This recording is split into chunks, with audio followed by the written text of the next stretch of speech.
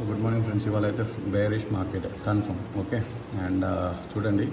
So previous day close market opening అవ్వడమే previous day క్లోజ్కి retest అయిపోయింది and more over 20 EMA.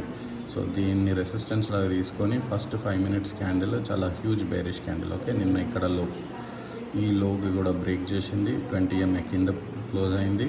And ఇప్పుడు చూస్తే 3 candles. ఓకే, 3 candles ఒక ఫెయిర్ వాల్యూ గ్యాప్లో వచ్చి ఈ ప్యాటర్న్ మీకు తెలిసిందే కదా.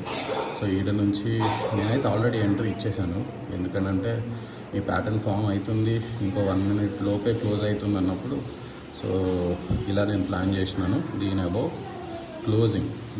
క్లోజింగ్ ఇస్తే నా స్టాప్ లాస్. ఓకే, ప్రస్తుతానికైతే నా ఎంట్రీ నేనైతే ఇంకా ఇచ్చాను. సో చూద్దాం. ఓకే, సో ప్రాఫిట్ అయితే రన్ అవుతుంది. Let's see. సో ట్రేడ్ మన డైరెక్షన్లోనే రన్ అవుతుంది. సో నేను హోల్డ్ చేస్తున్నాను. Let's see. Yeah, still holding.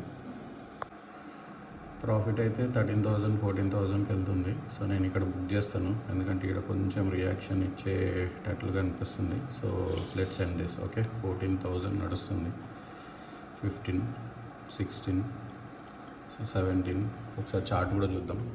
Chart మన డైరెక్షన్లోనే ఉంది. సో ఇక్కడ లో టచ్ అవుతుందని నేను అనుకుంటున్నాను.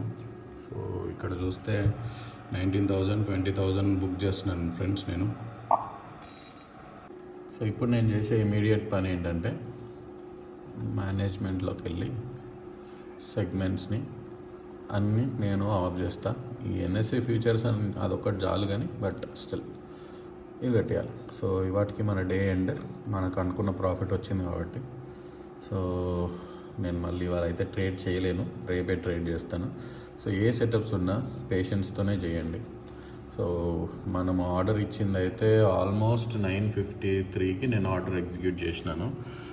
ఇది క్యాన్సిల్ చేసానులేండి. ఓకే, సో 10:47 వరకు నేను వెయిట్ చేశాను ప్రాఫిట్ బుక్ చేయడానికి. మనకు వచ్చిన ప్రాఫిట్ 18,000కి ట్రిగర్ అయింది. యా, సో ఈ వీడియో అప్లోడ్ చేస్తాను.